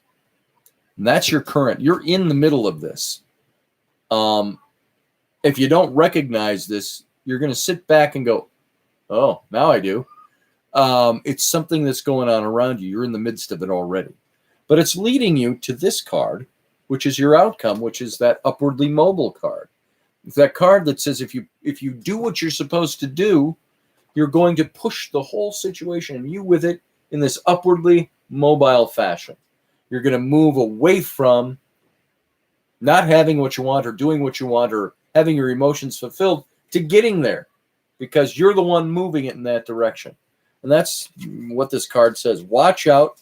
You got the ability to be diplomatic. Now keep honing that as these faux battles go on around you. These mock battles, it'll turn into real ones if you're not careful. So you've got the ability now to look at the situation and go, ain't letting it go there. And here's how. I'm use my diplomacy. Use my charm. I'm going to use all these things I need to use to make this work. All right? And it's going to send you in an upward fashion. Make things go better.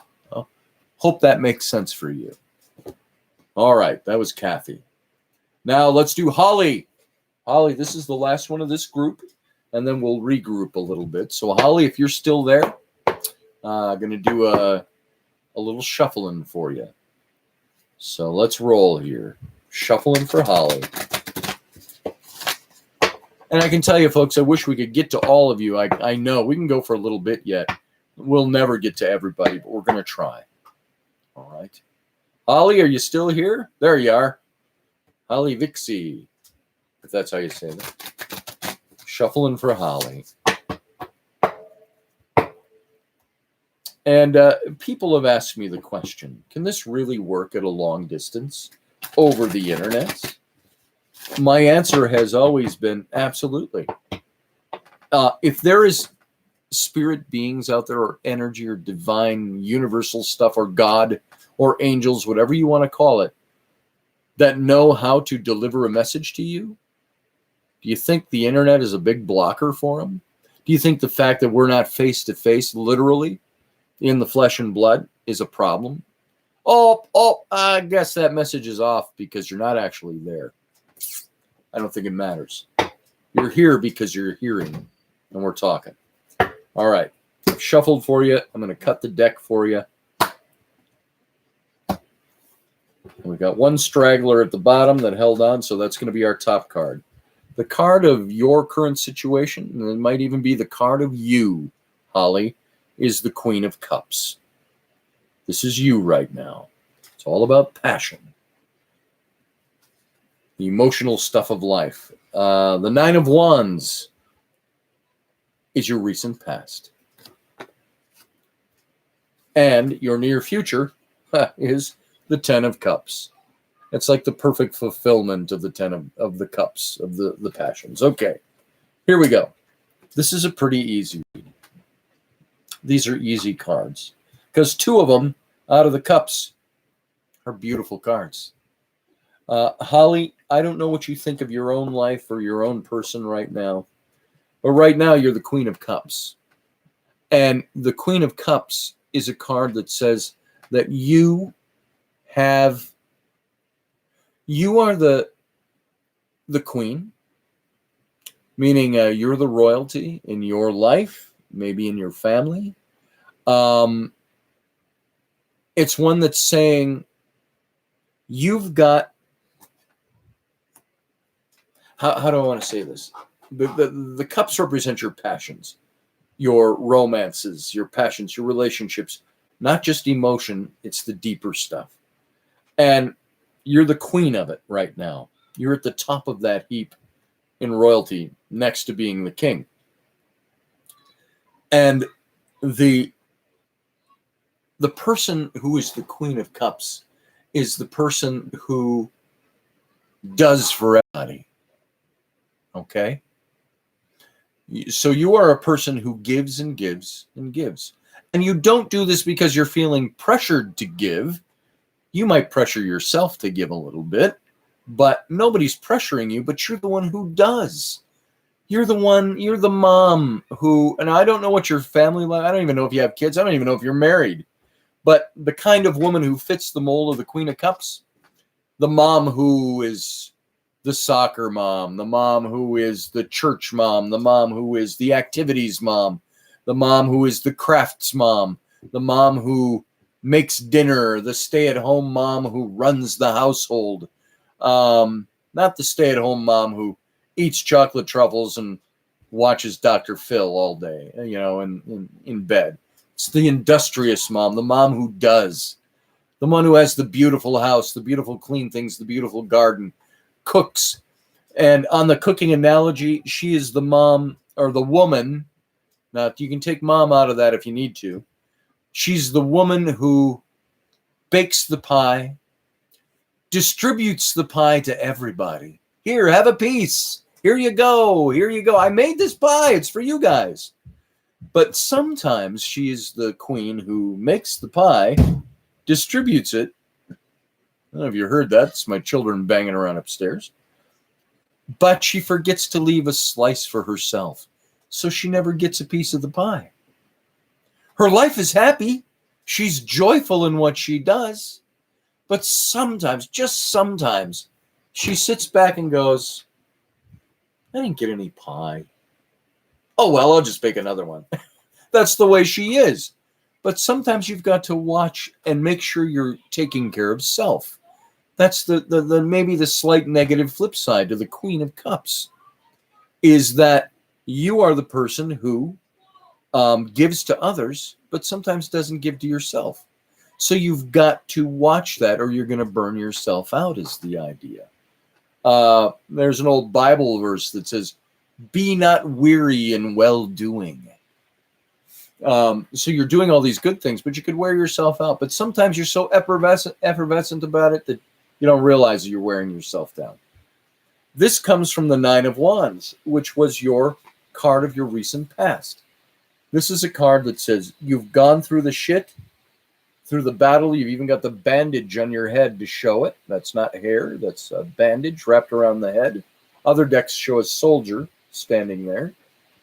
This is your emotional makeup. And you're standing outside the walls. You've returned home for leave, for respite, to rest. And you're going to get it there.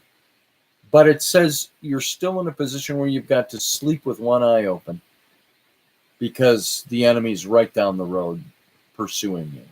So take the needed rest necessary, but you got to sleep with one eye open, which means you're not going to be totally rested, but you're going to be rested and rejuvenated enough to go again. This isn't the card of total shutdown. It's a card of taking a break so you don't wear yourself out. And then the next card is the card of you in the current Queen of Cups, where you're giving and giving and giving. Good thing. It's not a negative thing that it's trying to get at. It's a beautiful thing because you're a beautiful person that does these things. But you've got to watch out so you don't wear yourself out and not give yourself a slice of the pie. So both these cards are kind of the same. But the outcome is if you heed that advice, you're here, which is the Ten of Cups, which is the fulfillment of everything, family, passions, relationships, the 10 full cups, the rainbow. You've made it, in other words, is the idea. Whether you have a family that you have to take care of or you are a family of one, it doesn't matter. If you heed the advice here, if you take the break, keep the eye open, if you do the things and give the way you give to yourself too, because if you don't, you won't make it to the happy. It's going to wear you down. So this is the outcome that comes as you do those things. Now, there could be a broader application depending on what your personal situation is. I don't know what that is, and it's not revealed here. But there's the message, is take care of self. You got that in 2 cards. And the outcome is utter happiness, utter fulfillment, things going the way you want them to be. And that doesn't necessarily mean for the rest of your life. It could mean for just the here and now that you're getting there. How many of us would say, I've made it to the top of the heap. I'm at the the pinnacle of happiness.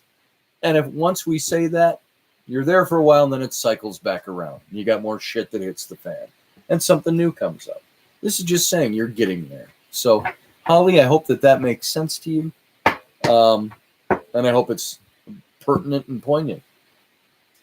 All right, that's that second set of 5. We've done 10 readings now in about an hour and a half. So, trying to think of how much time we've got left here to do this. I can go a little bit more. I'm still fresh in the head. So we can do a couple of things. I know Blue, who was it that said they really needed a reading tonight? I can do a little 3-card reading for you. I didn't see who that was. Is there anybody else that really needs something tonight? Say in the next 15 minutes, we can do a couple of more. Johan, Dancing Gypsy, that was you, and Blue Rose. Those two. And I hope I didn't miss anybody in the order.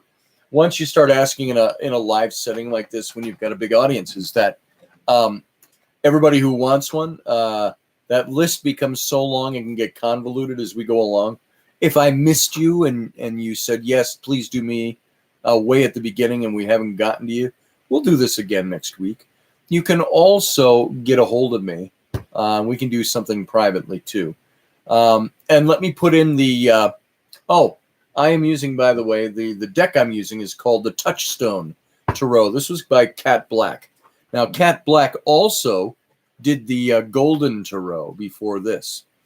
And I've been using this particular deck since 2009. I've had this deck. And so I'm very used to this deck. I've gotten used to the symbology in it, the pictures in it. And the same with the Golden Tarot. I like her stuff. Cat Black's out of New Zealand. And so there you go. All right. So I've got Blue Rose and I've got Johan.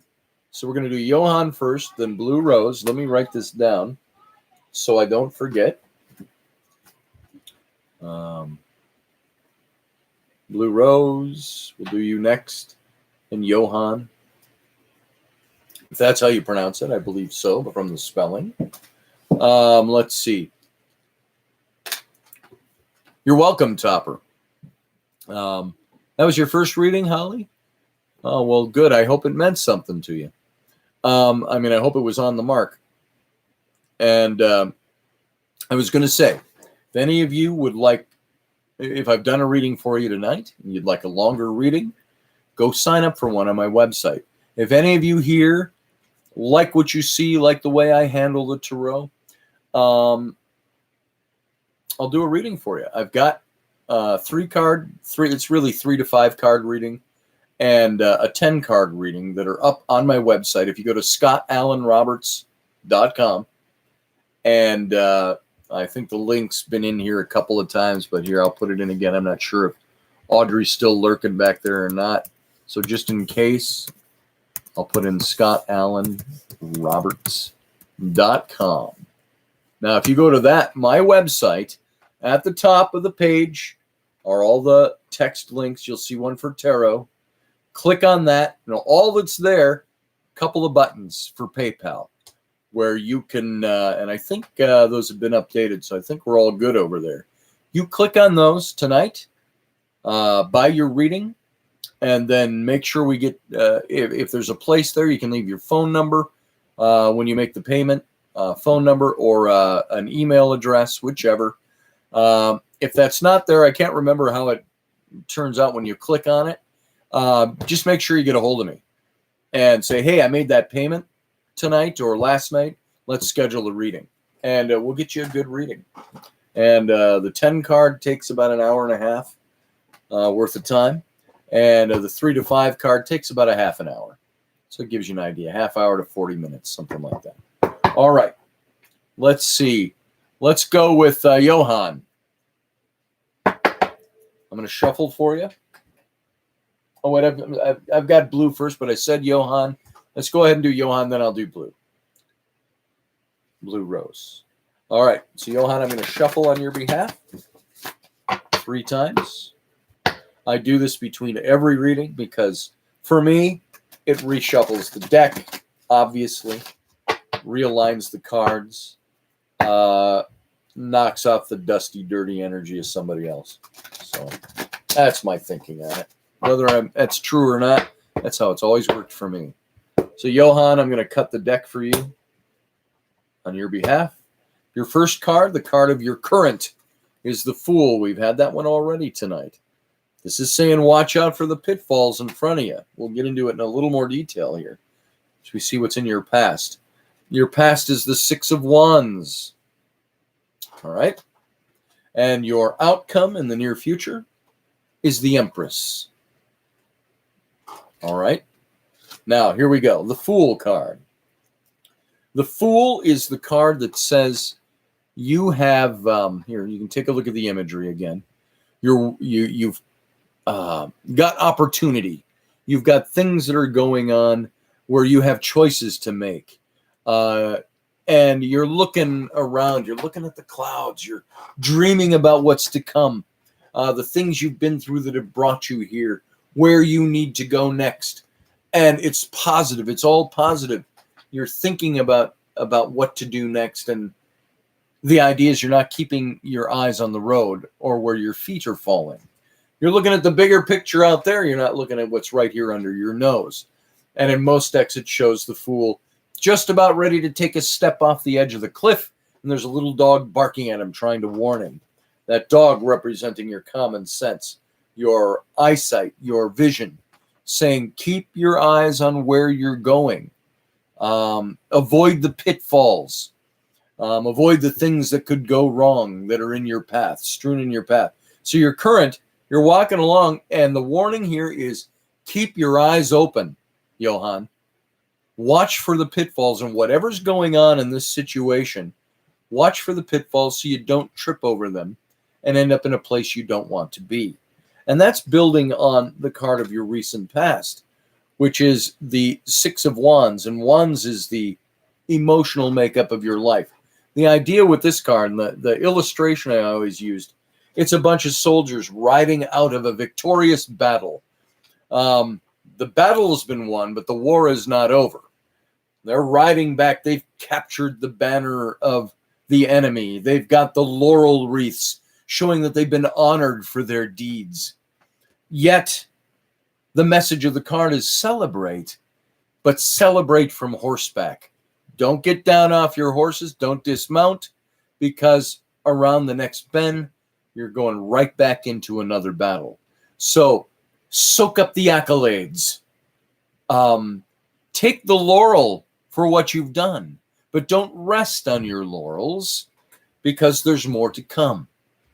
And so this is the energy that's of your recent past, meaning whatever it is, whatever battles, quote unquote, you've come through, either familial or business, and those are usually the two big things that we all contend with, family or business. There's something you've come through that's given you the victory and the rights to kind of pat yourself on the back and go, look, I've got the laurel wreath. I'm honored. I've done something. But the warning is watch where you're going. Don't get down off the horse, because the time is still right upon you where you're going to get attacked again. You've got to fight again.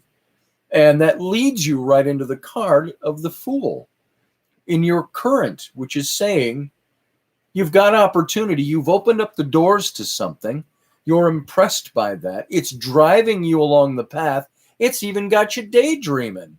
Hey, I got this thing or things. It's going to work for me.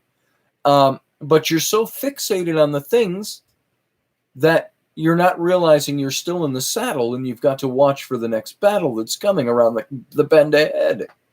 And you could step into the pitfalls and maybe even over a cliff. So the little dog is warning you.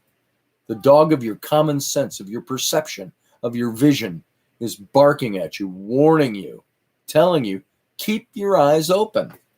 And the outcome of this is the Empress. Now I want you to look, I'm going to hold this close because I want you to look very close at the Empress here. I want you to take a look at her belly. She is very pregnant. And now, this doesn't necessarily mean you. I'm assuming you're a guy, Johann. This doesn't mean that you are going to become pregnant. But this is kind of a major arcana trump card that is telling you the energy of the great mother. It's almost like that high priestess card that we had earlier. It's the Empress is pictured as a kind of this pre-Christian goddess, and she's the one whom the high priestess is channeling down to earth for the rest of us. She's this supreme archetype of femininity. She symbolizes fertility, provides us the nourishment and the security. She's also sometimes seen as a basket of fruit, a cornucopia, flowers. It's this aspect in this archetype that is this karmic mood swing that could sustain your plans or wipe out your plans. And it's the embodiment of natural law. It's who the Empress is. The pregnant belly is fertility. It's fertility of thought, fertility of mind, fertility of entrepreneurship, business, endeavor, family life, the recycler of life. So you've got to... She's always been a difficult card for me to explain because I don't latch onto this kind of energy myself, so I have a tough time sometimes relating to it. But I see her as the epitome of being aware that there's more battles ahead, being aware that there are pitfalls ahead, because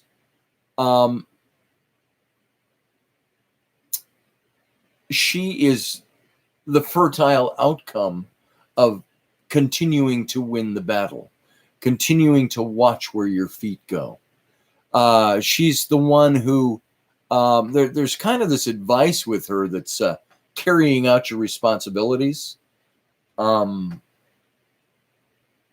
compassionate as a human as you do it, recognize your good intentions in doing all of this. You are capable, Johann, of demonstrating the very best qualities of your nature. And this is what you have to bring out with the the Empress card. It's a powerful message that's just waiting for you, waiting for it to happen. It's healing influence on your life, on your current situation, and it's giving you the ability to take full credit as maybe having a supporting role in making your life do what it's supposed to do. And it puts you in the position of being this fertile, archetypical goddess, if you will, or at least having that goddess be part of who you are and express itself. So, victories in the past, but celebrate from horseback because there's more battle coming. You're winning, but get your head out of the clouds. Watch where your feet are falling. This is something specific, and it's pushing you into a place of fertile, creative energy. And where you are responsible for making that happen. Okay. So I hope that that makes sense to you and means something to you here. All right. That's what I got. That's all I got out of that. And I hope it makes sense. All right. Blue Rose, let's go to you. And it's now 3 minutes to 11. So this is really this is the final reading for tonight that I'm going to do. But I want to talk to you all about a couple of things after we do this. So Blue Rose, and I'm sorry I didn't get to you all. Just out of time now that we've been here for 2 hours. So, and this is hopefully giving you a flavor. We're going to try to do this every Friday night, unless some other cool things come up. So, Blue Rose. Thanks, Suze. One more shuffle for Blue Rose. And let's cut the cards for you. If you were here, again, I'd have you put your hand on the deck and cut them yourself. But I'm doing that for you, figuratively. Now, your first card is the Two of Coins right here. See 2 coins and an infinity symbol this guy is holding. That's your current situation. Your recent past is the Hierophant.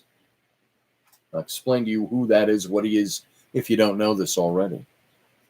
And the outcome, make sure I've got is the King of Wands. The epitome of the wands. Creative energy. All right, the Two of Coins. Why don't you take a look at this? The symbolism here. You see this guy, he's wearing really what I have come to call the scholar's hat.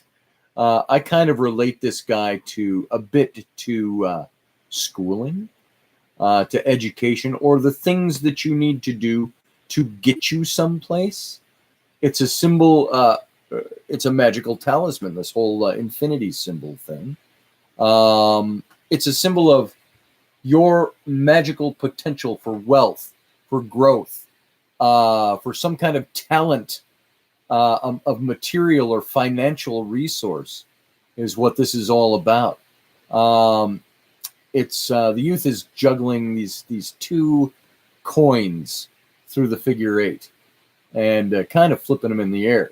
And it's the idea that both flipping in the air, it's clear that until one or the other coin drops, you can't really make the final call on what's going on here. And so there's a decision in front of you about appropriate action. This card is counseling you to be patient in what you're doing because you're at a place in your current situation where you're juggling options that have to do with your material well-being, with your finances, with the nuts and bolts of life, those material things that you're working on. But there's no need to hurry, is the idea. That scholar's hat he's wearing is what I like to call it because it's kind of what it's representing. Saying you got time to work this out. It's not right on top of you that you got to make decisions. And maybe this is showing up in your current to remind you that you don't have to rush into making a decision. The advice here might be you got the coins in the air. The infinity symbol is there. Life is going on. Things are working out the way they're supposed to. You have the time you need to work out the answers for yourself.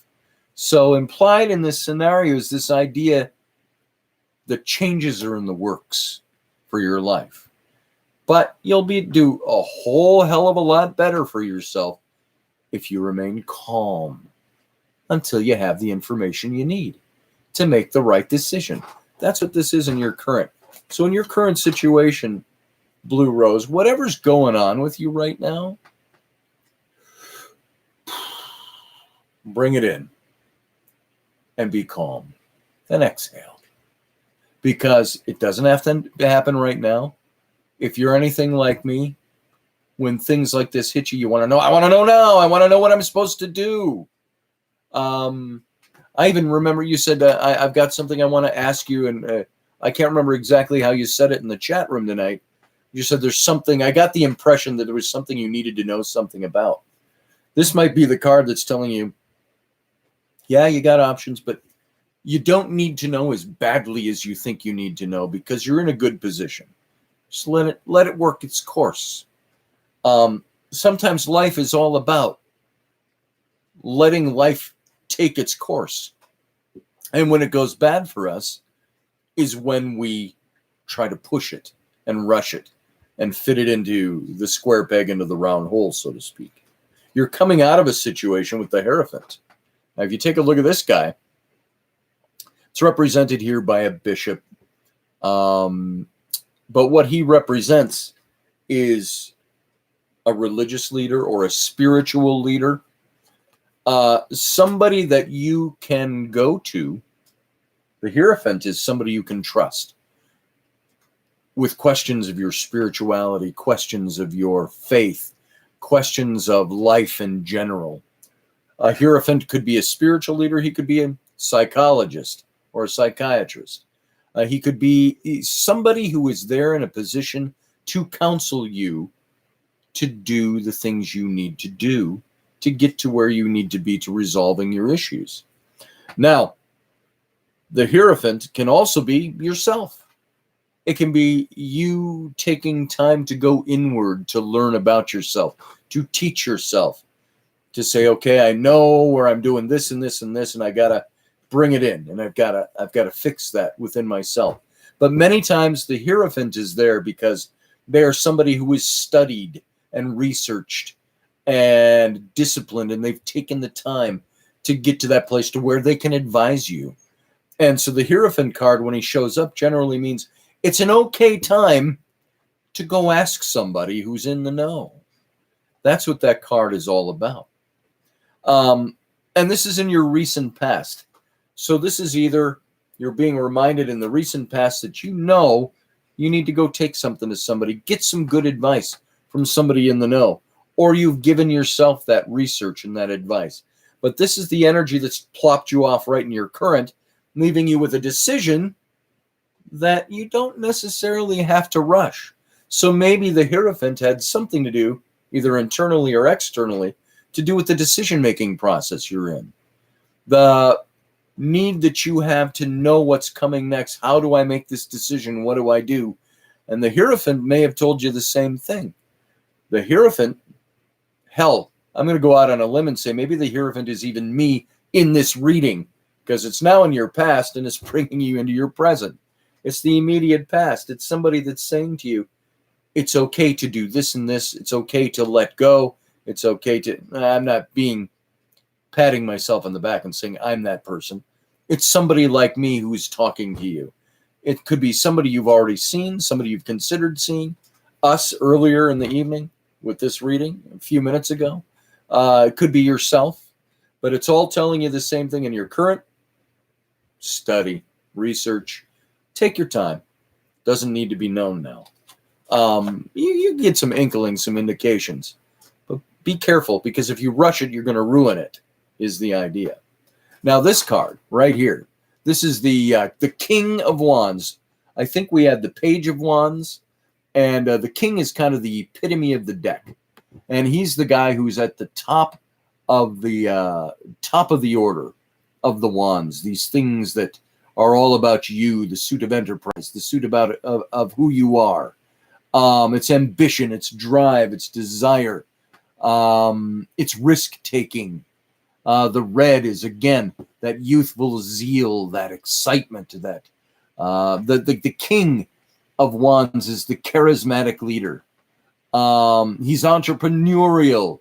He's ambitious. He's creating new energy, new avenues, new adventures. This is what this guy is doing. And he does this because he doesn't like to stay home or to have to mind the store. He wants to move on. He can be restless and get bored with the predictable.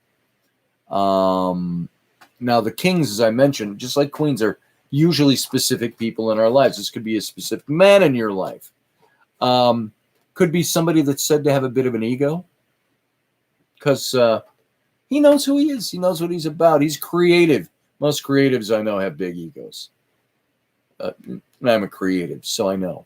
So in private, he wants to be served and adored like the head lion of the pride. But he's a benevolent dictator. He makes life wonderful for those that are around him. So this is either somebody that you're involved with, or like a husband. It could be a dad, an uncle, a boss, a very, very close friend.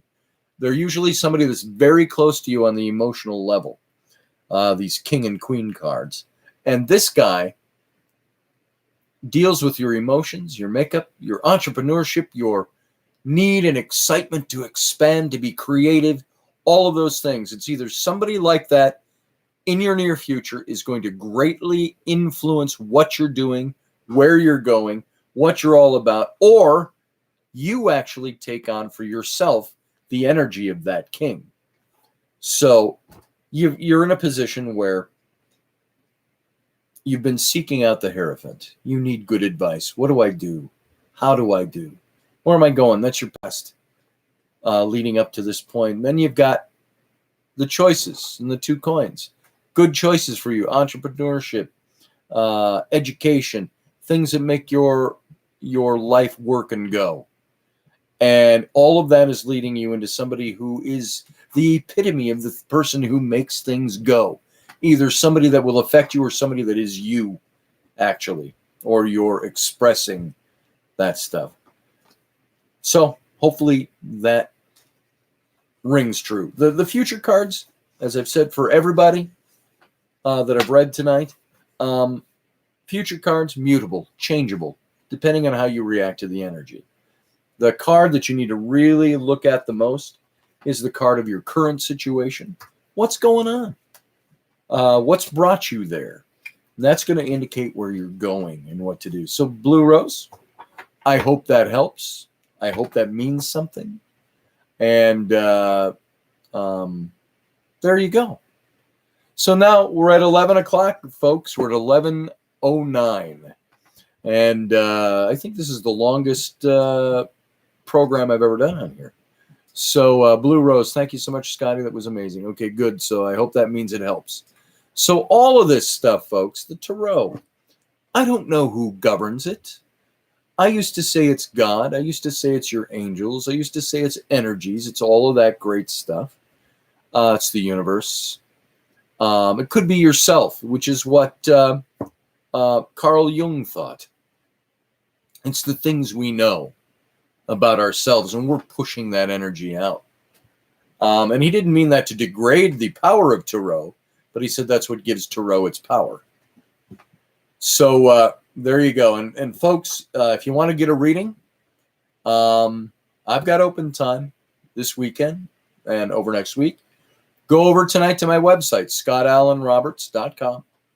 Click on the tarot link at the top of the page and go choose the kind of reading you want.